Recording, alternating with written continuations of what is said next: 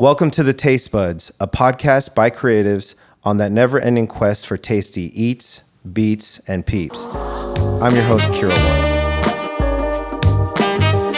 There we go. Hey, it worked! Woo! Hi, good to see you. Hey, what's up? Guys, welcome. So as you can see, I'm doing things a little bit different this episode, inviting new guests and keeping the group small. So for the food pick this episode, I wanted to chat with some friends who run restaurants that I actually really like and find out how they're holding up in perhaps like the lamest year in recent memory. So let me just jump into the introductions, just going left to right from what I see on my screen. First, we have Tiffany Tanaka, restaurateur. She's running, helping run Petit Peso right now here in LA. I think your motto is Filipino food with thoughtful ingredients. And lastly, I know you worked with your partner, Robert, at the Mina Group, right? Big deal. Welcome, Tiffany. Thanks for having me. Yeah. Next up, we have Kathy Fang. She's a chef restaurateur with a restaurant, Fang Restaurant, based in SF. And their tagline is that they're influenced by Northern and Southern China's cuisine, right? Yep. Yeah, and also she runs House of Nanking, which it's an SF staple. I know there's a lot of family history there, dating back to the 80s. And you've also been busy with TV shows, Food Network, Today Show, a number of other appearances. And you've also got a new book, right? Yes, the cookbook. Yeah, we get into that. Wow, congrats. Thank So you. welcome, Kathy Fang. Hi. I got to get that sound effect, the one that does like the crowd cheer or whatever is that. I'll do that in post. And last but not least, we have Nguyen. She is a restaurateur that runs a Vietnamese establishment here in LA. And that started around 2015, right? We started in 2015 in LA, and then the family business run by my mom was started in 97. Yeah, so another family history there dating back to the 90s this time. I've been to your place. It's great. And I know you guys are revered in the plant-based community as well. A lot of great reviews online and featured in LA Times, amongst other publications. So excited to have you as well. Welcome. Yeah, so I wanted to start off this chat by expounding a bit more on the intros and finding out like what brought you into this world of F&B. Was it like a family thing that you grew up into, or was it more of a moment that happened? Could you talk about that?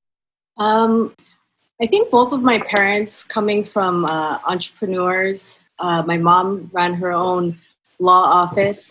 My dad also being a lawyer, but ended up working at his own golf shop, really inspired me, as well as realizing along my path that a restaurant is the epitome of sharing valued cultures and experiences. And I really wanted to be a part of that.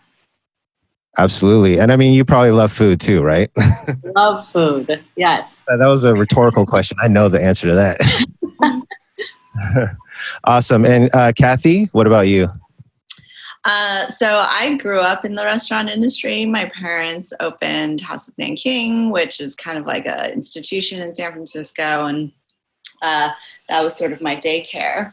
And I learned the beautiful world of cooking and running a restaurant. And it's something that like I always loved doing, even when I was young, like being in the thick of it. So naturally, it made sense for me to go and open one of my own and continue on the family business. But yes, obviously, I love food. I love the whole aspect of sharing cultures and meeting people through like your line of business. That's how I met you, Kero. It's like it allows you to connect with people in a way that a lot of other jobs don't allow.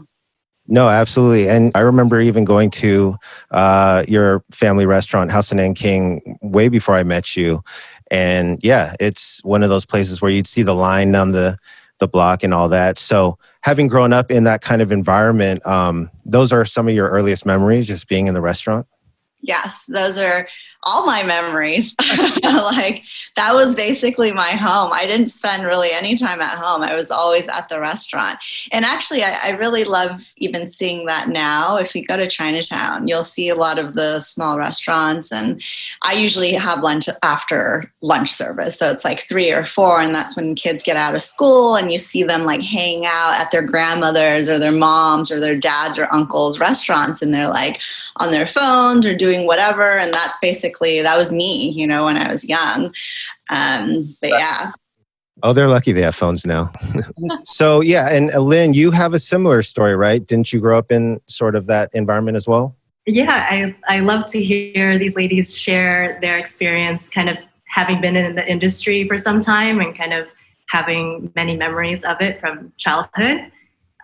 For me, food, of course, is also a connection. It's a way to create lasting memories.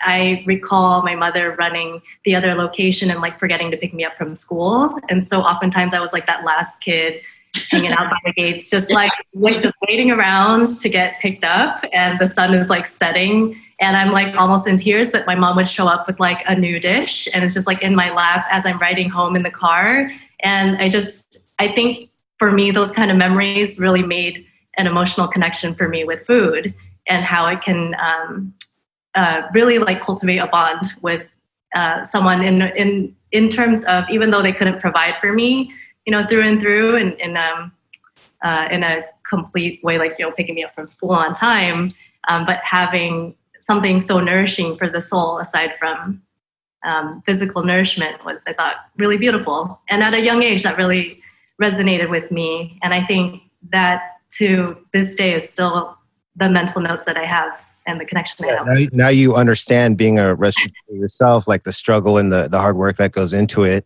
Right. The food is the nourishment and the love, being able to provide that to you. And I thought it was really awesome how I guess the reality / story of your mom and the restaurant came to be. I read a little bit that she had like some health things going on or whatever, and the food was a big part of the healing, right? It was. She had Cushing's disease early on in pregnancy with actually both myself and my older sister. So that's when hormones are thrown off in the body and you're more susceptible to high blood pressure, diabetes, high cholesterol. And she was able to come out of that pretty much cured after having a plant-based diet and maintaining it. So she wanted to share that passion with the community. Awesome. So you saw it firsthand and kind of like, you know, obviously you're a believer in that now, carrying the torch. So that's really awesome. Thanks. So you ladies all have different ethnic backgrounds, doing different types of cuisines, and are in some different locations even. Although one thing we can notice that you guys all have in common here is, first of all, you guys are Asian boss ladies. And also, I've seen how you guys were able to successfully or tastefully elevate, you know, Asian dish, which a lot of people may look at and say, no, you can't change that or you can't elevate that. Now, with that being said, I just wanted to see what your approach is with maybe your own sort of concepts and input and influences into your dishes that made them the way they are. So it's so fascinating. Thank you again for having me be a part of this with these amazing women. I think, there's no right or wrong way to do any dish or right recipe of showcasing a culture. I feel like a lot of people, especially in Filipino culture, say it's supposed to be this way. And I think this day and age, we're realizing that food is more a part of storytelling and storytelling of one own's background. And it could be even a combination of a couple different people's opinions of and flavors of their story. So with that in mind, Petit Peso and our tagline being the thoughtful ingredients, we really wanted to be thoughtful of everyone that's a part of our restaurant, and we take into consideration each ingredient with the local farms that we use, and the process of how each dish is created. I mean, we have one of our most popular dishes is the French dip adobo sandwich, which is definitely not. Well, you have me a sandwich.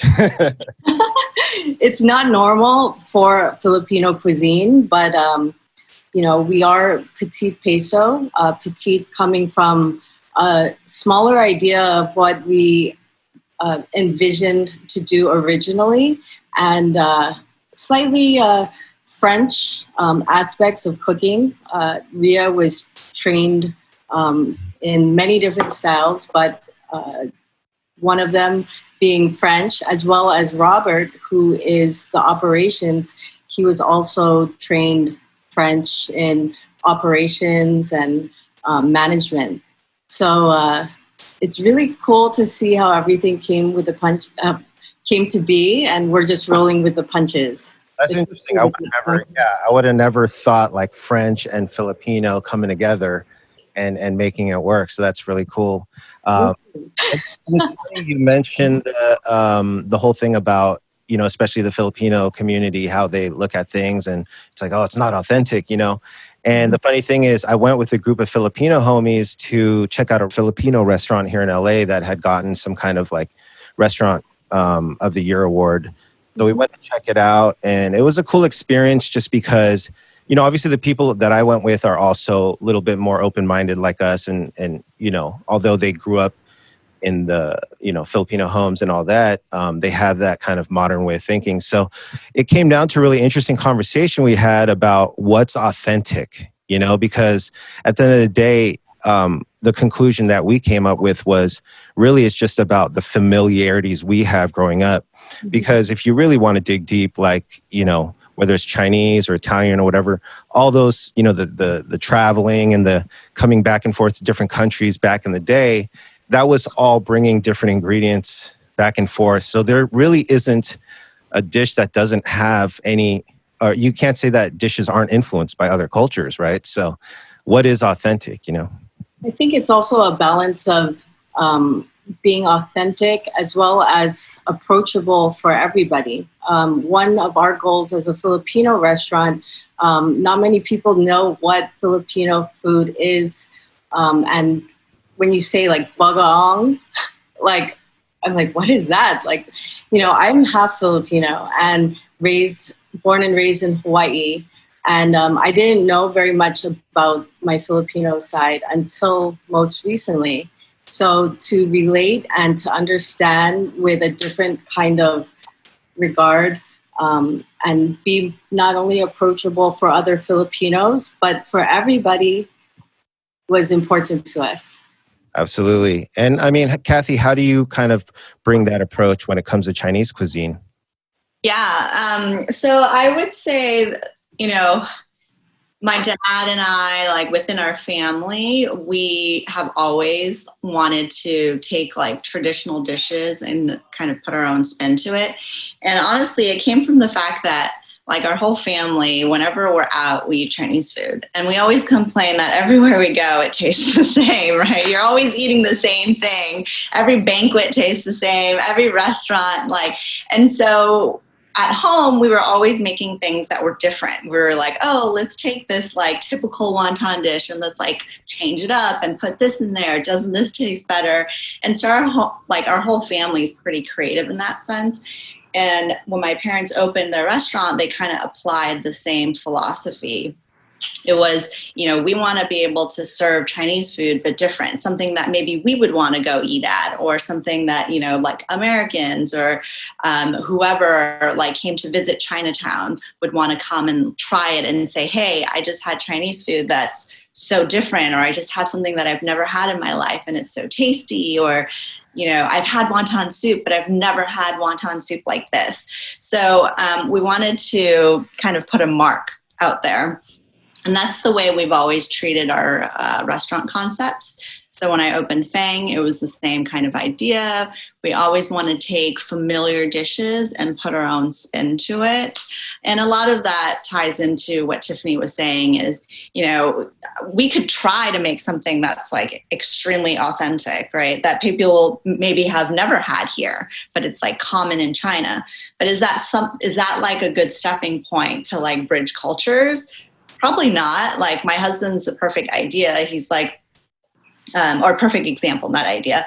He's Asian, but he's like super white. So anything that I make that's remotely authentic, he's kind of like, ugh. So I have to like come sort of in the middle, meet him in the middle. And so like kind of change it up and put familiar things in it.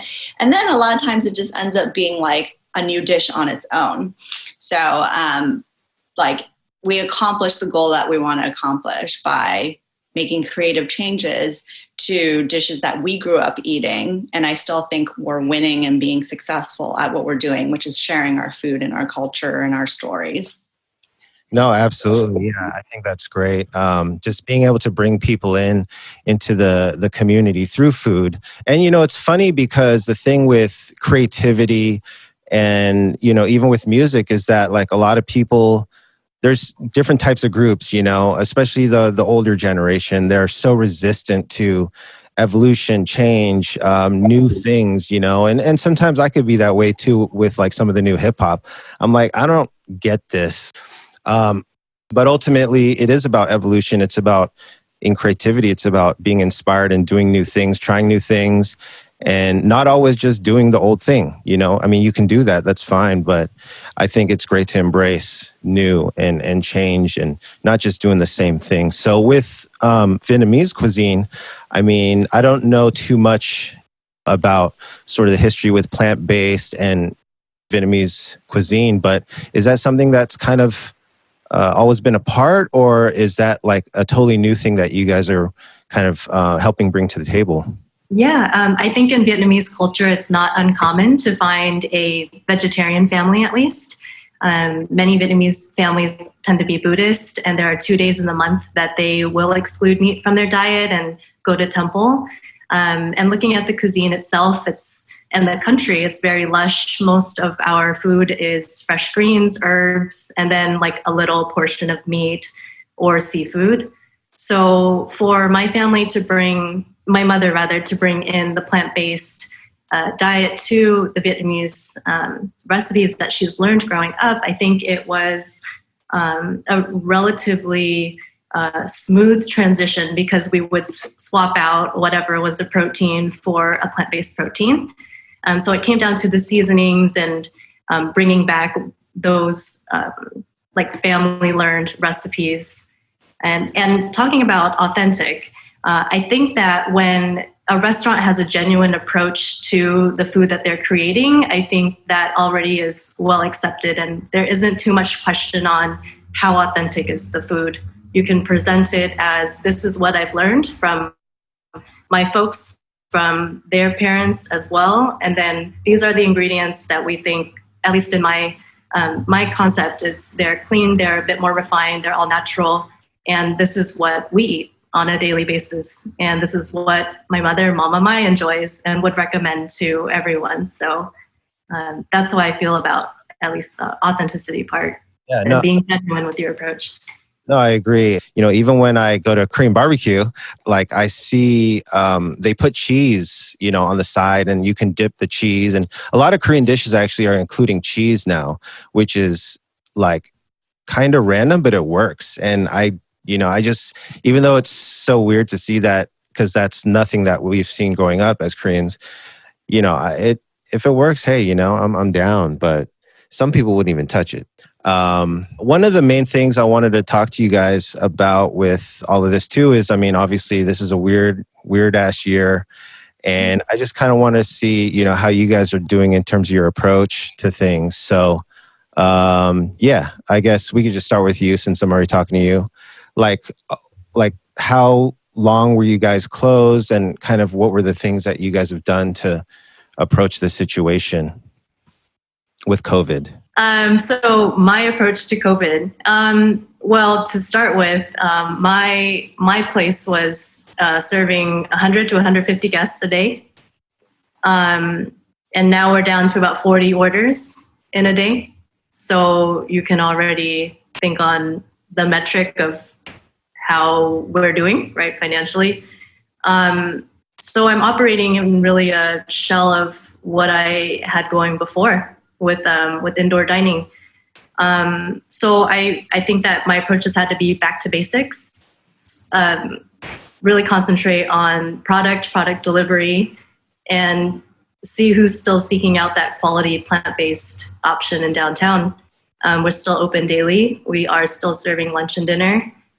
We haven't cut down on portion sizes or the quality of ingredients. So we're just gonna maintain that and continue a consistent and stable but smaller operation, and then hope for it to grow from there. I really respect that, like kind of keeping the portion size and everything the same, and also being able to deliver with these services. Kathy, like I know, especially in San Francisco, delivery is such a key component. I mean, prior to even COVID, sometimes to the detriment of, some people.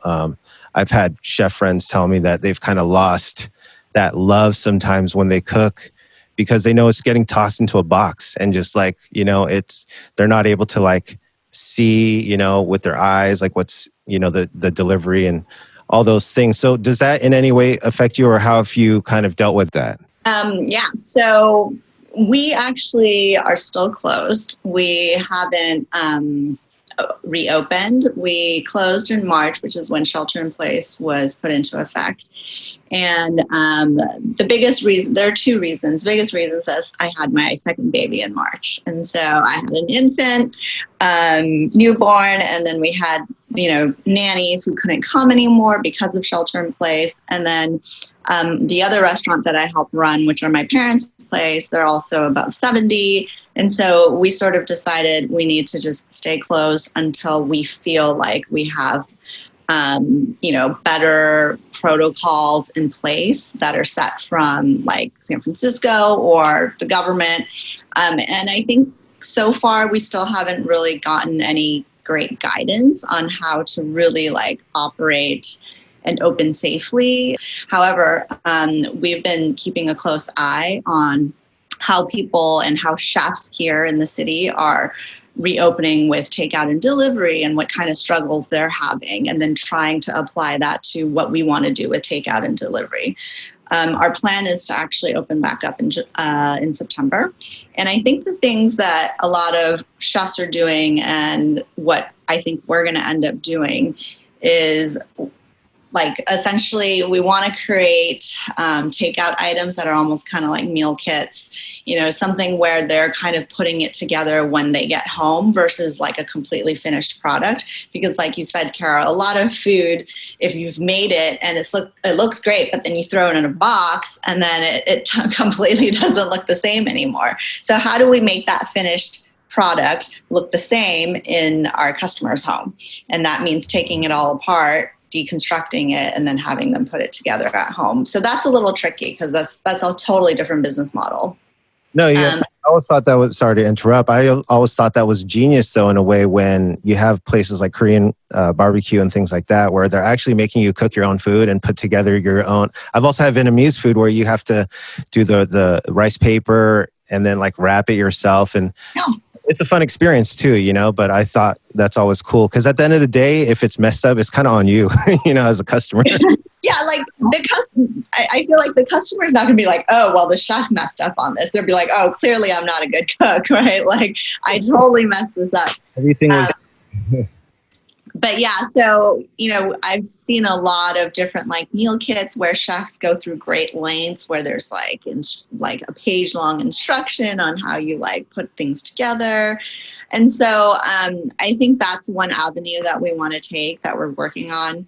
And then another avenue that we were thinking about going towards was maybe some frozen food items.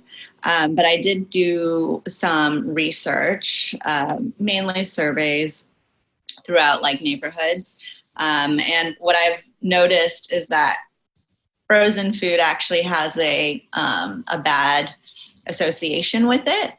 And I think it's because a lot of people think of frozen food as like TV dinners. And so I think it was like crazy. It was like 70% of people are like, no, I wouldn't buy frozen food because it's like not fresh and like I can like make my own food. And I'm like, well, you know, it's like different from frozen food in a supermarket because that's mass produced. And so there are like additives and preservatives. The list is that long. But if you're cooking it as if you were cooking it at home and just freshly freezing it, it's the exact same thing. And the quality doesn't really change. And so it was kind of interesting. You know, when, because there's this bread place that I love going to, their bread is amazing. And he told me that honestly, if you just slice it up when you get home, because I can't finish that much bread in one sitting, slice it up, wrap it in saran, and then wrap it again in foil, put it in your freezer. Boom. It tasted exactly the same. I was like, yo, this is mind blowing, you know? So yeah, the freezer is not necessarily your enemy. No, but so then I think being a restaurateur is really difficult right now. You know, essentially it's like now we have to figure out other ways to, other ways to make sales because the traditional method no longer works. Or if it does, it's not enough to cover rent. It's not enough to break even. And so we're all like treading on water and we're trying to find a way for us to like at least be on a floaty or something until like we can get to land.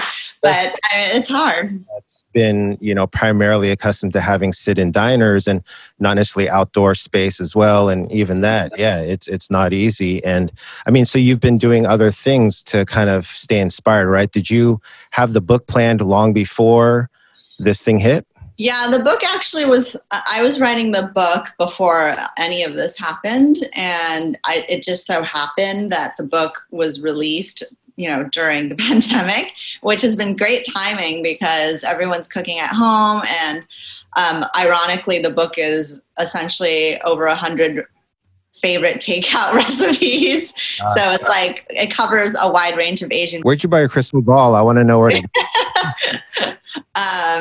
Yeah, so it's got like Filipino food, Vietnamese and Chinese and Japanese, just really, really easy, approachable recipes. I would say they are unauthentic. They're definitely not authentic. It's just stuff that you can make with hopefully things that you already have in your pantry. Oh, that's really cool. I like that idea. So yeah, we'll put a link to that or we'll post it on our social media as well. What's the name of it? It's called Easy Asian Cookbook. Oh, you got it there. Ooh, there you go. Hey, you know, it reminds me of like the vibe of it reminds me of something I would have seen in my mom's cupboard, like when I was growing up. I don't know the aesthetic of it, which is really. It's got a little retro kind of like 80s feel to it. That was on purpose, right? A little bit, yeah, because actually a lot, you know, my book goes through a lot of like historical aspects of how like Asian food started in the US, and a lot of like the growth in Asian food started actually like in the 80s and the 70s. And so it kind of has that retro feel to it because a lot of these dishes stem from the popularity of Asian food at that time. That's really cool. And, you know, Tiffany, I know like with your location, you guys literally opened up right when the lockdown happened or something like that, right? We have no idea what it's like to be open during like normal, like without COVID. It's the smaller version of what we thought we were going to do. So it really, indeed, it's a blessing. Our place is really small, like 400, if that's square feet. It's essentially made for takeout pretty much, right? If we regularly had people there and open, I think we could sit like 2 or 3 people. So we're definitely more of a to-go spot in the middle of downtown LA. The vibe there, yeah, has been really interesting during the pandemic. And then after with the protest, it was insane. Yeah, you were in the heart of all of everything going on. And like, so do you think that helped or hurt business in terms of all of that happening? It definitely slowed things down. I felt like I was in slow motion. When we first opened, April 17th, we were definitely doing better than expected. We were very grateful. And then we were like, oh, it's not so bad for COVID. Yeah, it was really, the police cars were burning right in front of us, like right in front of us. And our window got knocked in. And I think people were just scared of downtown LA in general. Yeah. But we prevailed and we're continuing. And we're just really grateful and we hope to stick it out. Things have recently started to turn around though, right? There's been some press and things like that going on. Yes, definitely. So I guess, one thing I do realize is that music and food a lot of times go together in terms of being a creative art form in a lot of ways. And also things that do provide nourishment in some way or another. Like when you're at the actual location, is there any like music that you like to bump that kind of keeps you vibing? Or like, do you have a song pick? Basically what I'm getting at. This is for any of you guys, if you guys have a song pick you guys want to throw out there, because we usually do that. Ooh, so yeah, we definitely have a playlist. Lately it's been just inspirational music. Don't laugh, but it's kind of old school. It's from our generation. P. Diddy, Can't Hold Me Down. And yes, I want to say, I know he's controversial, Kanye, but back in 2000, like 11 years ago, he wrote that song, Heard 'Em Say. Oh yeah, I love that song. As well as Kero One, Windmills of the Soul. Well, it's obviously we have to get Kero One song on there. He was not paid for this advertisement. What about you, Kathy? Do you have any? It's been a while since you've been working back there, but if you were, I do. I created like a sip playlist, just music that like I've been sort of listening to when I cook or when I'm like doing research on food and dishes that we want to do. And so there's like a huge list on there. And then I just recently discovered Sabrina Claudio. Oh yeah, she's dope. So I've been kind of listening to her a lot, and some more like instrumental stuff lately too. Yeah, I love Sabrina's song "Frozen." Have you heard that? Yes. It's a good vibe. Yeah. And the reason why I'm asking you guys this specifically too is, I mess with all of you guys because you have good taste in music. So Lynn, you have like a track that inspires you? Sure. So I have an eclectic playlist going at work. We're listening to KCRW a lot. And one of the tracks that really stood out to me it's called Echo Arms by Mr. Twin Sister. Okay. It's an indie pop band. They have some like funky, feel good vibes to it. So I would say that is my pick. If we're gonna loop in a song from you, I think Journey Together is one of my favorites. Oh yeah. Okay. Awesome. And especially on those walks to and from work within downtown, that's now a ghost town, kind of empty, and kind of have this time to reflect. Really feeling that one. It's a thinking beat, I feel like. When I made that track, I did actually walk around in downtown a lot because I was living there at the time. And so I would like review it and kind of go over it and see what I need to change or add. And every time I did that, I would just look around downtown and envision the music video of it, which we did end up filming in downtown. So yeah, funny you mentioned that. I saw that, and it's a block over from my restaurant, like where City Hall is, like the Grand Park and the fountain, that whole scene. It's literally down the street. That's crazy. So yeah, since we're on the tip about, like your recommendations or songs that you like, what about like food spots? Do you guys have like one food pick outside of your restaurants that you love to check out? Or gosh, I feel like there's a lot of places because these days we haven't gone to any of them. So I'm like, oh, there's so many places that I miss. I would have to say like I miss sushi the most. And so there's a place called Hinata, which like next time you're in town, Kero, whenever that's going to be, where we can actually eat out, maybe 5 years later, we'll have to go there because it's like a 12-seater, and then we usually get their last seating. Okay. And we like drink and eat and hang out with the chefs, and they make like incredible food, but they're like not snooty. Like when they close down, they'll like pop open a bag of like Cheetos, and we'll just like hang out. So it's kind of like the experience plus the food. Yeah. I really miss that. It's like the connection that you get with people through food, since I can't get it through my restaurant now, and I go eat at places to get that same connection. I think that's the part that I miss the most. Yeah, I love that. I love that juxtaposition of like eating some like great sushi and high quality fish, and then like pop open a bag of Cheetos. Flaming hot Cheetos. Now let's literally obliterate our taste buds, spicy greatness. I love right now. I wish Yelp could change like to see all the al fresco late night dining. Because we're open, I can only eat really late.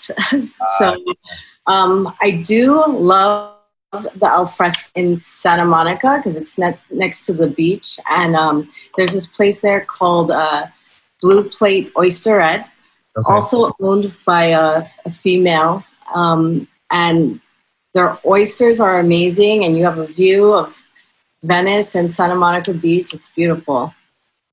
Line pies, homemade and mind-blowing.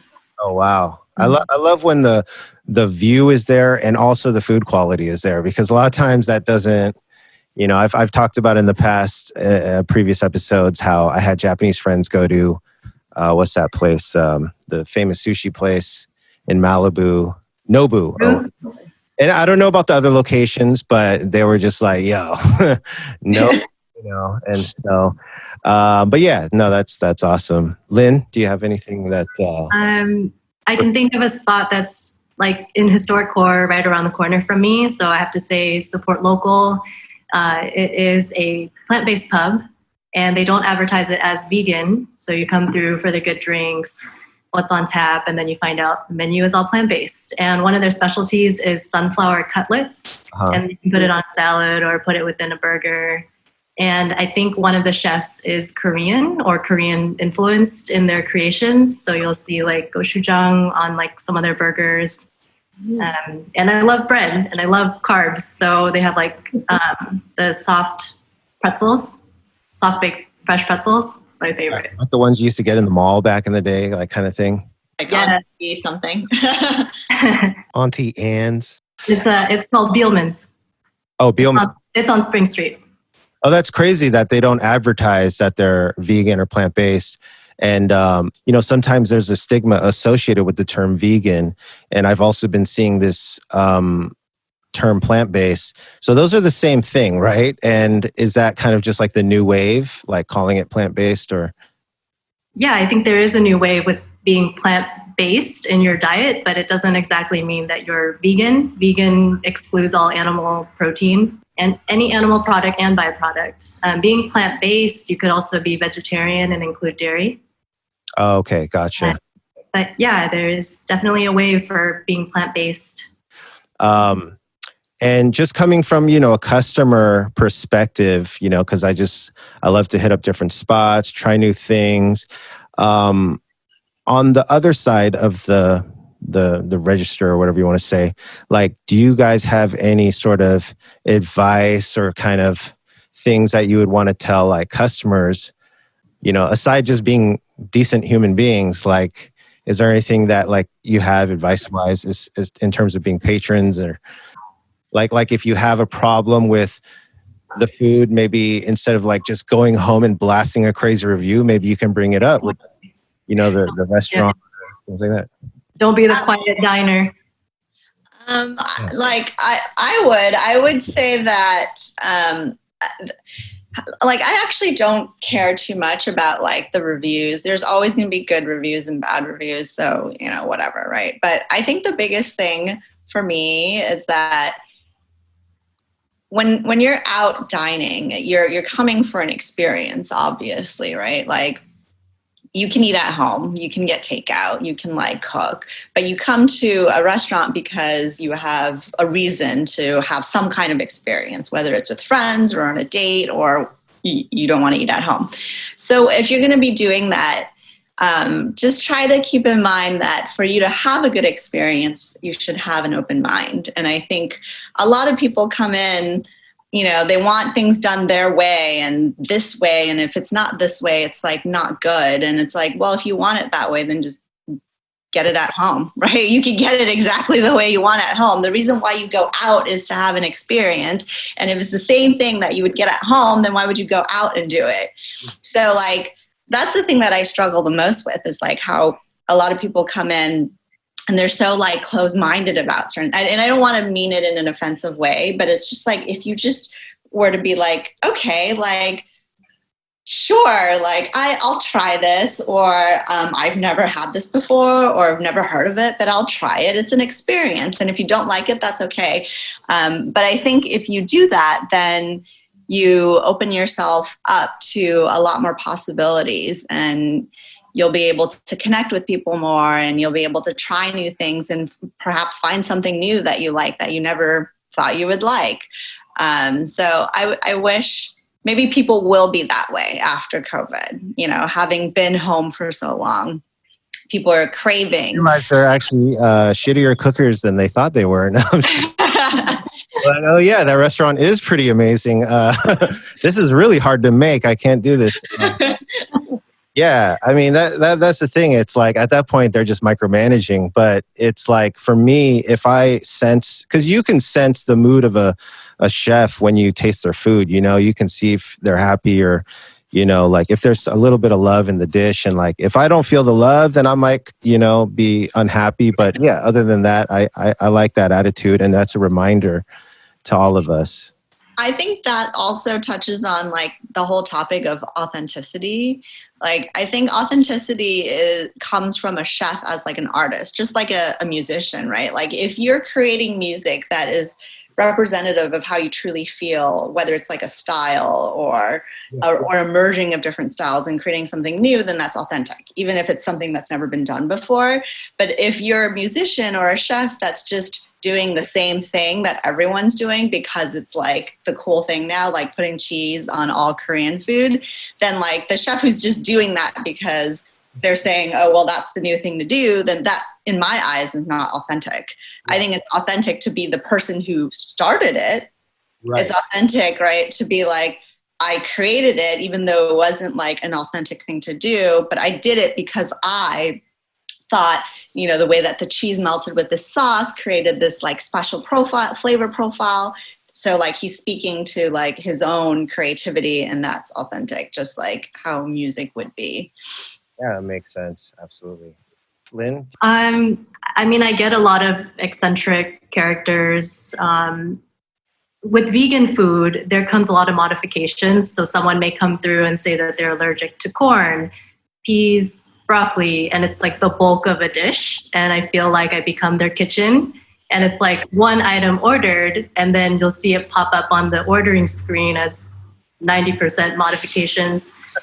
I think that's like a day-to-day crazy. I can think of like holidays, I think are tough on our end as a business owner, as restaurateurs, trying to maintain a smooth operation. Like Mother's Day, I remember there was a family that came in with a very irate father, wanting everything to be perfect. And he was really upset that the prep times took over.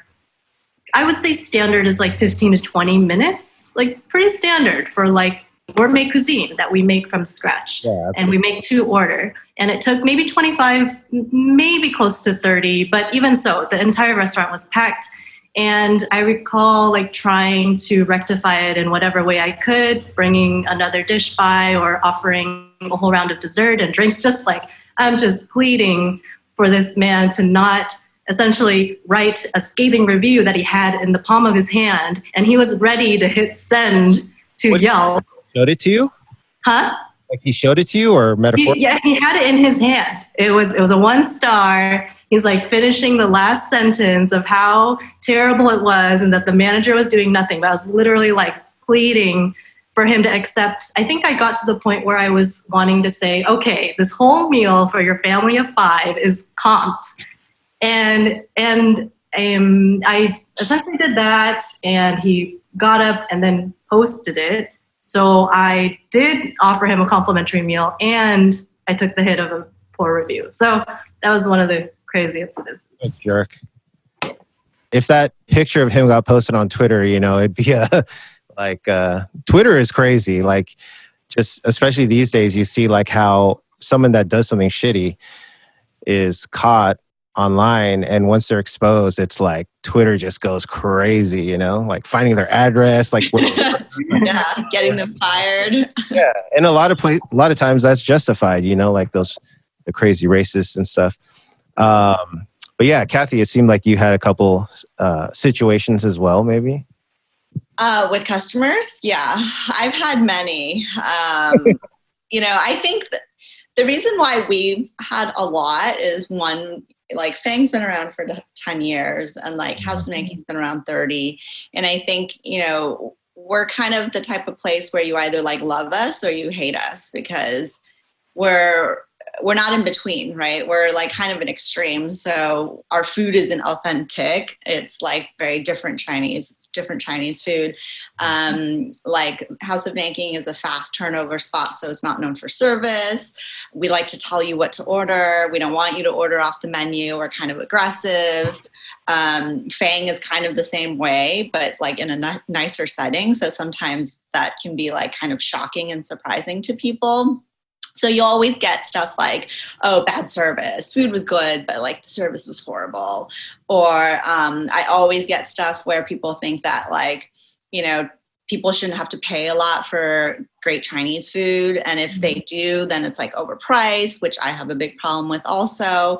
So much so that I think, you know, my dad's kind of much older and he's like gained all the stripes, so he can say whatever he wants to say. I haven't quite gotten there yet, but you know, my dad will like put him, like he'll set him straight. If someone tells him, hey, you know, I think we got overcharged because, you know, I've been to other Chinese restaurants and eaten like this amount of food and have only paid X amount of dollars. And my dad's like, look at this table. Look at how much food you have here. Like, could you get the same amount of food if you went to a Western place, if you went to an Italian place or a French place?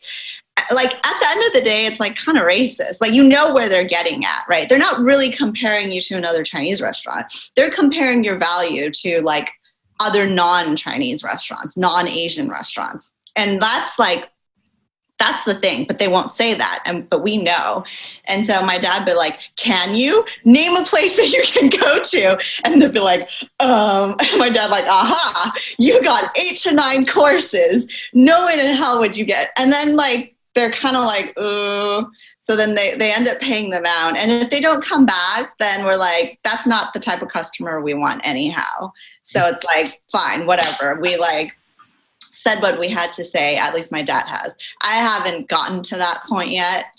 But maybe in 10 years, I'll be like that same person, because I feel the same as like my dad. I don't have the balls yet to like tell someone you're wrong. Go ahead, put that on Yelp. He was doing that in the dining room. That's gangster. That's awesome. Well, hey, maybe one day we'll see your video on Twitter and everyone will applaud you.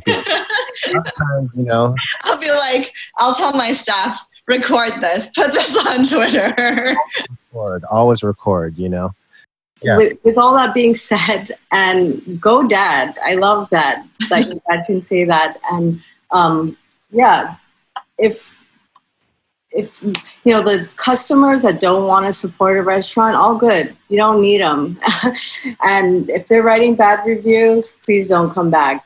But I feel like there's something to be said about setting one's, I mean, Yelp doesn't say it all and have it all, but, you know, for myself, when I hear someone say something about a restaurant that they've never even been to yet, I'm like, but you don't know because you've never actually gone through the experience. I before I catch myself, if I have a comment to say about that, I won't say it. I'm like, I've never been there, so I really don't know. And if I have, I try to give a place 3 shots, 3 times. Nice. That's very fair. Yeah.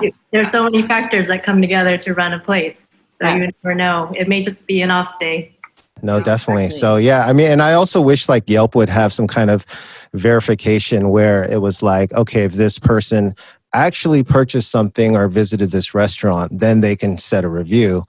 At least, that's the least that they can do. Kind of like how Amazon at least, will show verified purchase if you're going to review something. I wish you could review the review. Yeah. Well, you could respond to reviews, right? Yes. As an owner, yes, but I wish like if the Yelp could open up the gates, the floodgates of other people's review of any review to really, back it up.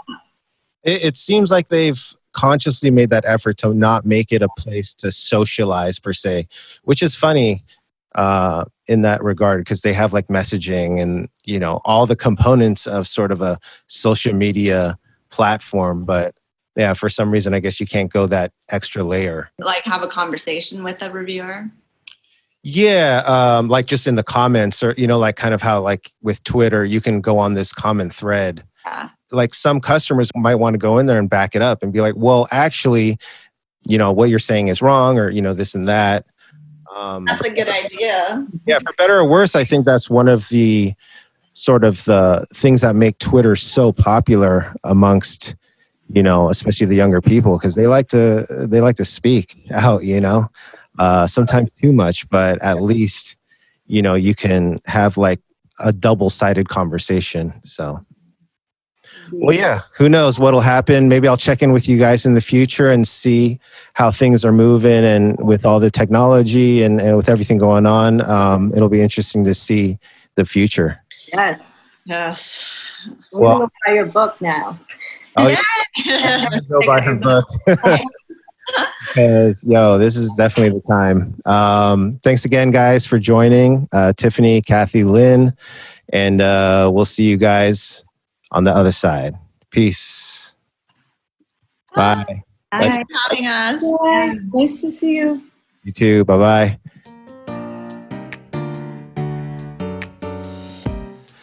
Hey, that was our episode. Hope you guys enjoyed it. On our Instagram, you can follow us at the Tastebuds Talk and feel free to DM us messages. Any questions you have directed towards someone in the crew, or if you have topics you want us to discuss, feel free to hit us and we'll check it out. Peace.